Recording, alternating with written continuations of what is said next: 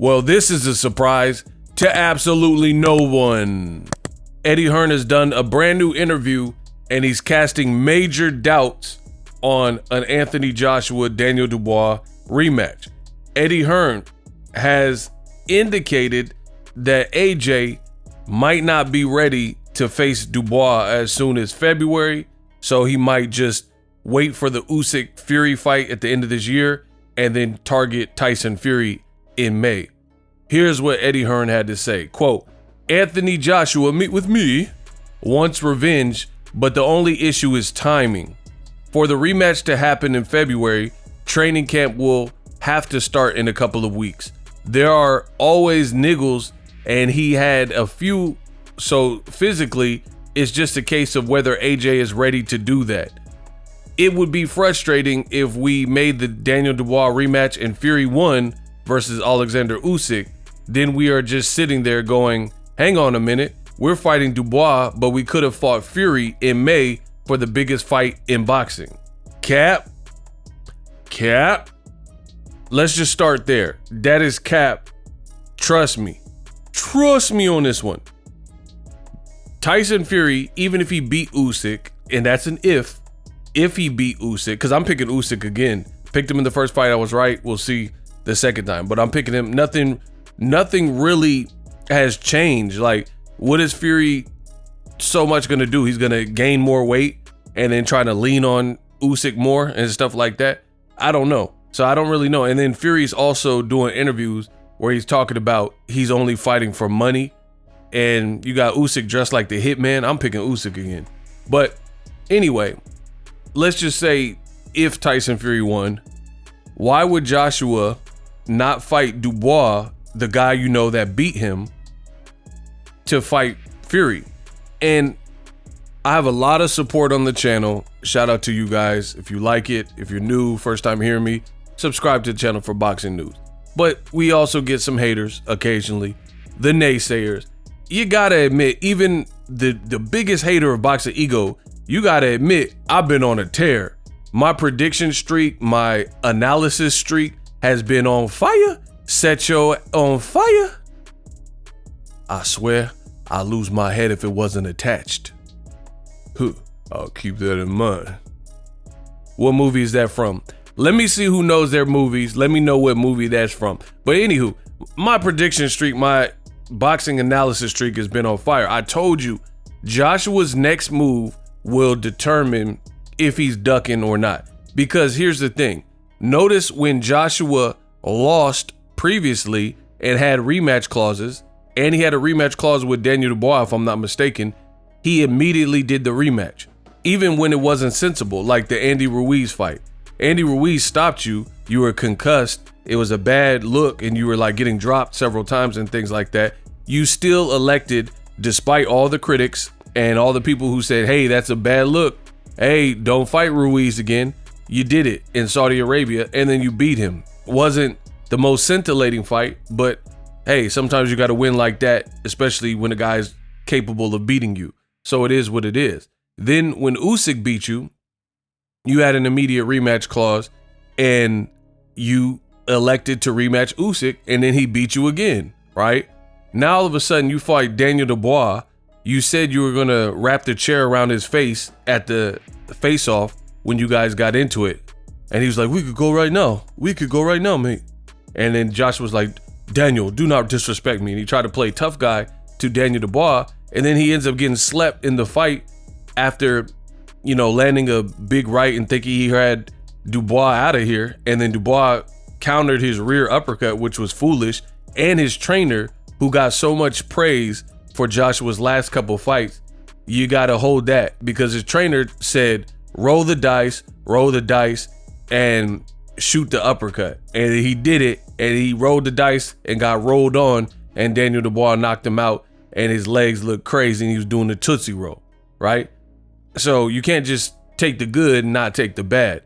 When Joshua knocked out Ngannou impressively, when he stopped Otto Wallin, people said, oh man, Ben Davis he's the new savior for Joshua, and they got everything clicking.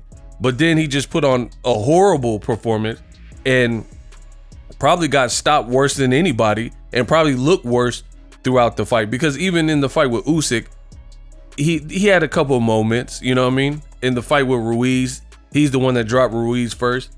You didn't hurt Daniel Dubois, like you didn't drop him, and then you didn't badly hurt him, and in the moment you did kind of hurt him, he knocked you out in that round, so that's still a Dubois round. So that was probably the worst Joshua performance when we look at its totality. And now Eddie Hearn's saying the timing is bad and he got niggles and he might not be ready and he might sit and wait for Tyson Fury. Listen, they know Joshua is pretty much almost out of here at the elite level, so they're trying to get one last crazy bag and hope he can beat Tyson Fury. But again, there's no guarantee that Fury comes past Alexander Usyk. And what does that sound like? The guy that, see, people got boxing all effed up right now, right? The guy that just beat you and knocked you out, you don't want to avenge that. You're worried about the next guy. Like, can you imagine if Lennox Lewis lost to Oliver McCall, lost to Hasim Rahman, and then he was screaming Mike Tyson? Yes, Lennox and Mike Tyson would have been a big fight, but you got Hasim Rahman problem. Get your Rahman like Hasim Rahman, right? You got Rahman problems, so you would just as soon take care of that before you look at these other matches. But now people got this game all wonky and people are doing whatever. They know Joshua probably doesn't beat Dubois in a rematch, so they'd rather just advance him to the Tyson Fury fight and act like nothing happened and then scream that this is the biggest fight in boxing, which is not. David Benavidez, Canelo is a bigger fight. Gervonta Davis versus a lot of people would be bigger fights. It might be big for the UK where they all hold hands, mate, and sing Sweet Caroline to each other, but it's really not that big. They squandered this fight. Joshua and Wilder, and also Anthony Joshua and Tyson Fury. These, a couple years ago, would have been very, very big fights. But the problem in boxing is this. You don't strike while the iron's hot. Stuff like this happens, especially in the heavyweight division. Now you've squandered it. You waited so long to the point where all of these guys, including Tyson Fury, have lost. Wilder lost. Tyson Fury got dropped a gang of times by Wilder, even though he defeated him 2 of the 3 times. And then Usyk almost stopped Tyson Fury. Joshua just coming off a stoppage. Wilder's coming off a stoppage. So the game is all effed up now. Like, it's not the same. Fury versus AJ could have been undisputed at one point, but you couldn't get it to happen. So therefore, now they're just trying to duck Daniel Dubois. And he, for his part, he said he will fight Anthony Joshua, no problem. The other thing is Frank Warren has said that Dubois is down for the fight. So if they don't fight next, blame it on Eddie Hearn and Joshua again. Round 2. We got a quick ego injury report. It appears that Bakhram Murtazaliev, who just knocked out Tszyu in very impressive fashion, it becomes even more impressive because we have now found out through his camp that he had a broken hand in the fight. He broke his hand a week before the fight, broke his right hand during final sparring preparations for Tszyu, and that was on October 11th. So he's basically a handicapped fighter with reduced punching ability, and his coach says this, and I quote, "Our game plan was at 50% going into the fight because Bakhram didn't have his right hand.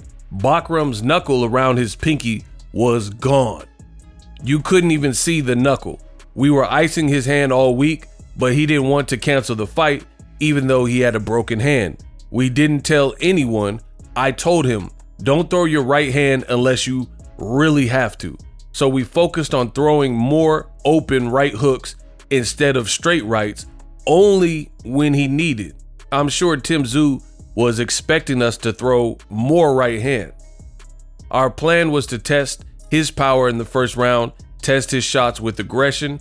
Bakhram came back to the corner after the first round and said, Coach, I do not feel any of his punches.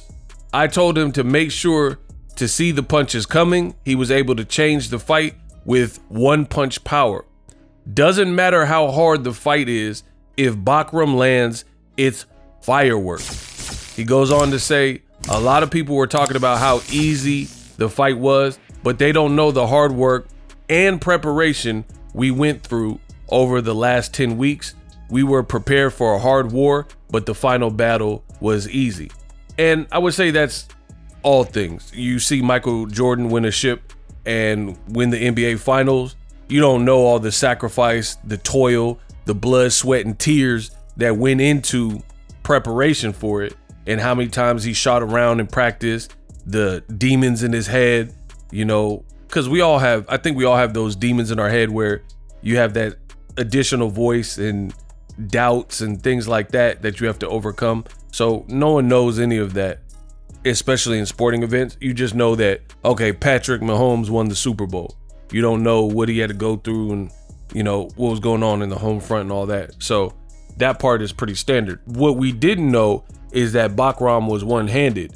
I mean, there was nothing in the fight that indicated, I mean, I have to watch it. It's like the Sixth Sense movie. Once you know the payoff and the plot twist, you have to go back and watch it with renewed vision. Like, oh, okay, now this scene, I'm looking at it different. So anybody who's seen the Bruce Willis movie, M. Night Shyamalan, Sixth Sense, you'll know what I'm talking about, right? So now this makes me want to rewatch the fight to see and pay attention now that we know that his right hand was compromised. I'm trying to tell people some of these Russians from Dagestan are insanely tough. We've seen that in the UFC all the time. Khabib, Nurmagomedov, and guys like that who are just insanely disciplined and wrestling bears and all kinds of stuff like that. Now we find out that no excuses. This man fought with one hand and produced fireworks. And it's funny because you look at like some in boxing, like let's say Devin Haney, he's suing Ryan Garcia and blaming everything on the Ostarine as to why he lost, and then suing for battery and stuff like that. Whereas you have this guy from Russia, and he could have canceled the fight, pulled out the fight, I'm sure, and it would have been better for Tszyu in the end, you know, in hindsight, but he chose not to. He's like, nah, let me fight one-handed and whatever happens. And he's a champion. Some champions, they wouldn't want to go into a battle or war with anything compromised. So it just goes to show you, he obviously has an insane mindset and belief in, I guess, his left hand and his ability and his chin and stuff like that. So very impressive stuff. Tszyu, he definitely is going to have a long think and really approach the game in the right way in terms of his bounce back. Shout out to Bakhram. Let me know, do you want to see Bakhram versus Terence Crawford? What else is there for him? I think there's a lot of great fights. Virgil Ortiz and the winner of Madrimov versus Sergey Boachuk. A lot of great fights. 154 definitely filling out. Teofimo Lopez is at it again. He does a brand new interview where he's on that monkey talk. Roll the clip. Terence Crawford. Whichever monkey wants to get the banana. Okay. Which one of those two fights interests you more, Gervonta Davis or Terence Crawford? Whichever monkey wants to get the banana. Okay. All right. So whoever you don't care which one of them you fight. They say they're gorillas. I'm a lion. I eat them. Let's go. You're a monkey to me right now, and it is what it is. It's a fight game, and I don't mean that to, but like that's when we're gonna go throw down. Now, you guys heard that was Teofimo. He did a brand new interview on a podcast. Surprisingly, that the podcast hosts were black and he talking his monkey stuff. So it's a little bit shocking that the black host ain't have no follow-ups or no additional questions or punt him off the show, or like nothing came of him talking his monkey stuff. We all know the history of the word monkey. We know what racist people be doing and using these little monkey and banana. Even in soccer, they were throwing banana peels on the soccer field and stuff to mock some of the black players and all that. We know, like, stop playing. We know what it is. Joe Rogan, he has like a bit where he said he went into a theater with black people and Planet of the Apes and this and that. So it's real disgusting what Teofimo Lopez is doing, and it looks real desperate. And I'm surprised that nobody has really openly like called him out and wanted to like see him for these comments in or around his division. Because on my channel, we don't tolerate no level of discrimination. We don't support that. So I don't know what type of time Teofimo Lopez is on, but it looks real goofy to me what he's doing.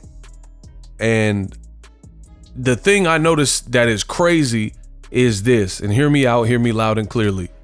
I noticed there's a lot of non-black people. They get down with black culture. They want to dress like black people.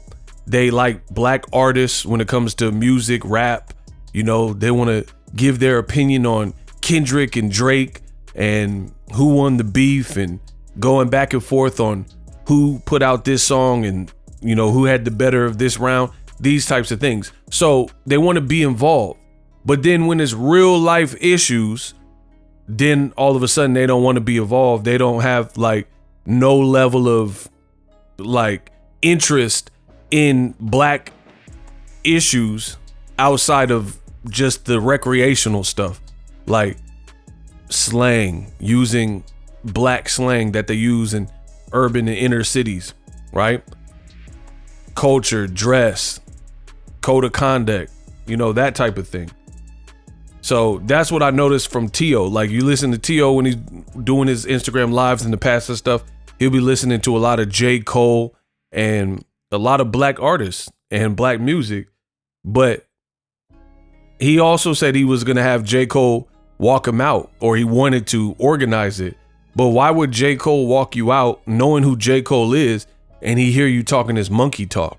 Like, that don't have nothing to do with fights. I'm all for trash talking. I have no problem, no qualms, no complaints about just regular trash talking. But some things should be off the table. You know what I mean? Because at the end of the day, that's not even trash talk. That's just racist talk, right? When you're calling people monkeys and you're doing it in a spiteful way and we know what you're doing. That's not trash talk.